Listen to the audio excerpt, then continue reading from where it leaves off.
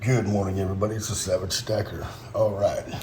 So, in this video, we're going to get down to a little bit of advanced stuff for you new stackers out there. We've covered, getting out there and buying some silver, and a bunch of you have done so. And then we covered, where should we buy silver? How should we buy it? What kind of silver should we buy? Now we're going to get into trying to learn all the different ins and outs in the markets and what's going on, why the prices are so high, why the premiums are so high, why different bullion companies or online dealers have such different prices, and all these barrages of questions that you have. And I have them every day when I'm searching online. I see prices all over the map and premiums all over the map. It just depends on what bullion company you're going for. Some are fighting for your business and do so in a way where they give good deals. Some have good prices anyways. And, then they have, you have bullion dealers that have horrible prices, but they have one or two sales every week to try to push, those products or get your business, just get you online, get some traffic on their site. So all these questions running through your head, and you see all this fancy, shiny silver, and you want to buy it. And in the last video, I asked you to kind of question yourself. What kind of stacker are you? Are you a collector? Are you a prepper stacker? Or a stacker? Or just, after vintage, or what you're after? And if you've made that decision and you're out there searching online, there is quite a bit of online research you need to do to find good prices, find good products, find what you're looking for. And if you're out there, you're anything like me, you're out there probably putting in a couple hours a day looking for best prices or searching for that special bar that you want, looking for things that are hard to get.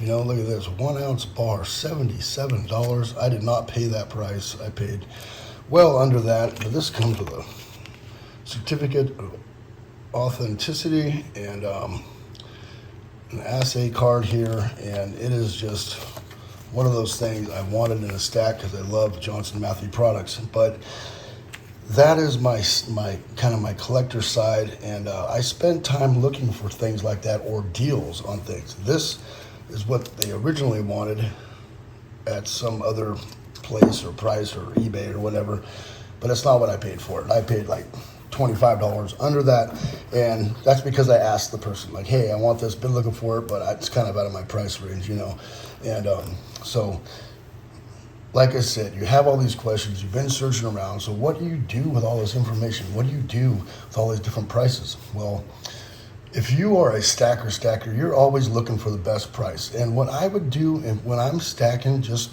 generic stuff, what I do is I'm always purchasing little bits here and there, but I'm always stashing away a little bit of coin, a little bit of money for them big pullbacks. I'm waiting for, a $2 or $3 pullback, and when people start freaking out and you start seeing all the videos pop up of like silver pulled back or things are, silver sucks because it pulled back so much and people are losing value, that's when the funny thing is when the prices drop, that's when all the sales come out. And I can't figure why you would think there'd be more sales when the price goes up. That way it kind of brings people in to buy. But for some reason, I don't know what it is, a mental thing, but when the prices start to go high, the deals start going away and people start buying more when the prices go up. I like to buy silver when the market is boring, it's slow, prices are coming down, nobody's really talking about it, and I squirrel away some money for those times when the premium or the price goes down, the premiums go down. For some reason, the deals come out, and that's when I like to buy. That's when I buy my super, just the generic of all generic cast bars or rounds, and try to back up a truck. And I did so back in last fall, and I did well. Like I mentioned in the last video, I purchased, I don't know, quite a bit, 700 and something ounces at like 20, 2050 and 2150, between there. And when silver went back up to almost 25, I was like, man, I made close to a $4 profit on this. But I try not to look at it like that. I just think to myself, do I need any money, extra money right now? Can I make a little bit of profit on this, take the profit and use it for something that I need, right? And and I did do that at a certain point, but that is when I start, buying all the super generic stuff and just, excuse me, add weight to the stack. But I'm always constantly buying, when the prices are up, premiums are up, I'm squirreling away some money as well, so I can hit those lows. Because if you spread yourself too thin when the prices are high, and then the prices do pull back, and you don't have any extra coin on hand, you're just going to kind of kick yourself in the butt, because you're like, man, I have enough for one 5-ounce bar, or one tube of this, or one 10-ounce bar, right? And maybe once a year in the last few years, it's like it's been pulling back $2 or $3 with one shot. Just one day it's $1 down, the next day it's $1 down. And when you start seeing that kind of movement, that's when you want to start picking up your bigger purchases, 50 ounces, 40 ounces, for some people even more, 100 ounces, 200 ounces. And I try to watch for those, those times. But a lot of people think that silver's going to the moon, and they don't shop like that. They don't put away extra coin, because there's a lot of pumping going out there with a lot of more, not so much the stacking community, but more of the financial, physical silver community. It's kind of the big dogs, the bigger guys, what do they call those guys? The silverbacks, right? I forget who those guys, the Wall Street silver guys and all those guys. They kind of pump, they don't kind of pump, they do pump. And, a lot of them are invested in bullion companies, and the more money they pull in there, the more money they make. And the more they sell at a higher premium, the more money they make. So you got to watch out. Some of those channels, they seem well enough, they got really well informed, but they're making money off every purchase that's made from certain sites. So you got to watch out for those financial channels, right? So us out here in a low-level stacking community, just your average Joes, we try not to pump. Some of them do, but most of us don't. And so I buy a 10-ounce bar here, I buy a 10-ounce bar there, I buy a tube of this or a tube of that, right? I'm just doing my basic stacking, or buying a 10th ounce of gold or an ounce of gold if if I have the money. And but I'm always trying to squirrel away a little extra cash for those big times, those times when things pull back really, really hard. And I go after it. I go after it in a big, big way, and backing up the truck, so to speak. And so now we've backed up the truck. Say we had a big pullback, we backed up the truck, and we've got ourselves some good old, just generic, basic bullion, right? And I don't even have none in here. It's like I bring out the wrong box for every video. I don't know why. Just your basic bullion. Like, what do I got out here that's just basic bullion? I don't think I have anything in this box that's just regular old, really super generic bullion. I mean, we got things like this. Used A-mark bars, right? Not too much to them. That's a little bit, everything else out here is kind of premium. These are kind of premium bars. I love these bars. These are serialized, and they're from a government mint. I mean, that's a trustworthy bar. But just your basic cast, Istanbul, the Italian bars and all that stuff, just that cheap stuff. Then, maybe you start getting bored of that, right? You backed up, you bought 50 ounces, 100 ounces or so, and you get bored of that. And what I do, and this is not for everybody, I'm into vintage, so once I've felt like I've done well with, buying at a low price, I reward myself by buying a vintage piece, right? I like to call them a Scooby snack.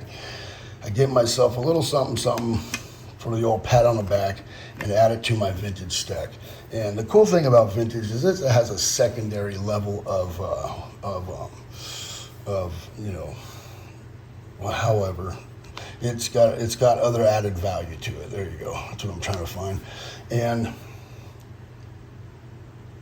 if you buy the right stuff and you find it for the right price, you can actually make money off it. The one thing about vintage, though, is you gotta leave like a cheat sheet or something around that lets your people know, your family, your kids, that it's not just regular bullion. It's vintage bullion, so it has that added value. So don't just go sell it for spot price. And a lot of my vintage, most of my vintage, comes from local coin shops where I go in there and I ask them, hey, you got any vintage ingots or bars or Johnson Matthey, Engelhardt, my normal questions I always ask.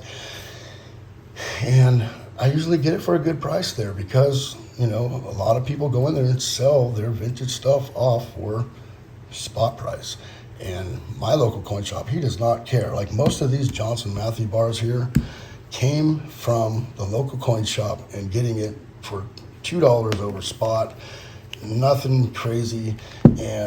But if you were to go buy that on eBay, you'd be paying $3.50 for it, But from him, it was $2 over spot at that time. Now it'd probably be like $4 over spot. And I watch out for those deals. And so I try to be, crafty in my purchases. And I know that it's very easy to just purchase silver online, wait for a package, and boom. But if you can get a chance to go to a coin shop and shop around, you'll probably get lucky. I've gotten lucky at coin shops many, many, many times. And there's been a lot of times that I've made purchases online, and then 2 days later, it hasn't even reached my door yet. I go to the coin shop, and he has 10 bars, of which every one of them I want. And I'm like, dude, I just spent $500. The other day, I only got $300 to spend right here. I just take one of them, I guess, and just kicking myself because I didn't save a little bit of coin to, swoop up all the beautiful vintage bars that he had at that time, and I know they're not going to last long, so I'm looking up on allengelhardt.com, like which one's the best one out of the 10 that I want and stuff like that. So long story long here, if prices are high and you're stacking, you're going at it, you're trying to add weight, but take it a little easy and try to save a little coin for those times when you get the big dips and or a time when you find something that you really want from the coin shop. Or so don't spread yourself so thin that you can't make those other purchases when they pop up. And it's very easy to do. I've done it. That's why I can speak on it, is because the first 2 years, I was just going after it. Every extra dime I had was going into silver and gold as much as I can get every week. And then I started realizing, man, I'm missing out on a lot of stuff and deals because I've spread myself so thin. I've already did my purchase for the week. And then somebody had a sale, or I find something at the coin shop that is just fantastic, but I just can't get it. I came in here for 1 10-ounce bar and not 10, and I'm burnt, and somewhere somebody local here has the other 9 of those bars in their stack, and I'm like, man, I did not want to share the wealth. I wanted all those bars for myself. So try not to spread yourself too thin, and like I always say, and it goes around the community, cliche is buy less when the prices are up and the premiums are up, and back up the truck and buy more when the prices are down. I know it's hard to find, when it's that low, but you'll know when it pulls back. All the buzz in the world will start popping up. All the channels will start talking about it, and that's a good time to go out there and start buying silver and gold. I'm waiting for a big pullback this year to do some nice purchases, but so far, we get a little pullback and it pops right back up. It seems to be the $23 mark. It seems to be where it wants to stay. We get below that and it comes right back. So we'll see. We got some new job number things coming out here this week. We got some stuff going on with the Fed, and we'll see what happens this next coming week. Should be interesting. Probably not going to be too interesting. Nothing really has lately. And I think they're really fighting to try to keep these banks from failing and the economy to go into to go into crap. And they're just using the same old tricks though. So I think we're headed for that recession, and it's still looming. They're using every little tool in their arsenal to try to stop it. But when they do that, that's just adding fuel to the fire. So be prepared, keep yourself ready, and not only stack, but keep a little extra coin on hand so you can make them better purchases when you find them. And that's that. Thank you everybody for coming by. It is wait, real quick, just in case anybody was wondering, there were a few people that commented, my finger was destroyed by my wedding ring. And this is 3 weeks off and still all messed up. 13 years is on that finger. And it was all swollen and I had to cut it. I had to cut it off. And even when I spread it out like this, even that won't go back on my finger. So I have grown like 4 ring sizes.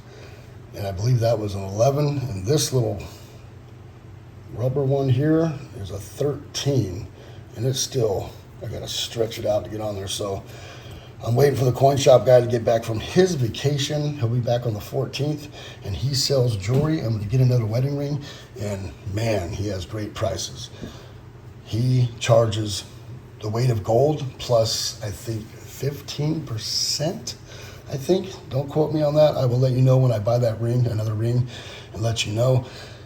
But, so if it's 14 karat gold, he charges you for the 14 karat gold price, and then I think he adds 15%. I think that's what it is. So if you find a ring that's, 20 grams or 15 grams, right? I mean, I can get a nice ring that would cost me probably $1,500 to $2,000 in the store. I can get from him for like $250. So that's why I'm going to go to him, wait for him to get back, and then I'm going to go buy me another wedding band. And might not go with the diamonds because when I lift weights and they get it caught between the 45-pound rounds, it smashes. Doesn't smash the diamond. It just makes it where it pops out. So I lost 2 of my diamonds. So I might just get a gold band. And then I'll weld this thing back together with some gold filler and put it on my necklace. And yeah, my wife's worried about the juju on other bands, so she wants me to sage it if I get one. So very spiritual around here. So yeah, pretty cool. But I'll sage it, and then hopefully I can find something that'll fit, like a 13. It's gonna have to be like a 13 or bigger. So that's that. If anybody's wondering, I just got this little, what is it? They're rubber. What is this things? I got a bunch of them, big old 6-pack of them. Big old 6-pack of just different rings, and they're pretty cool.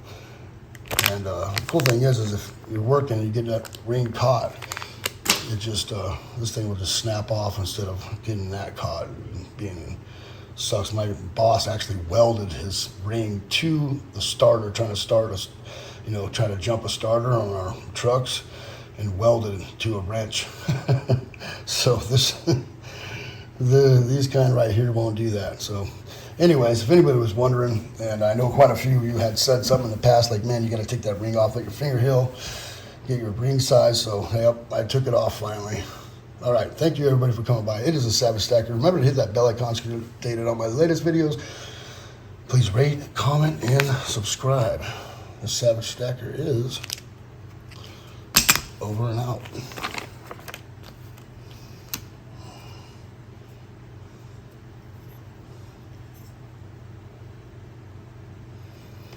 Medford knife and tool.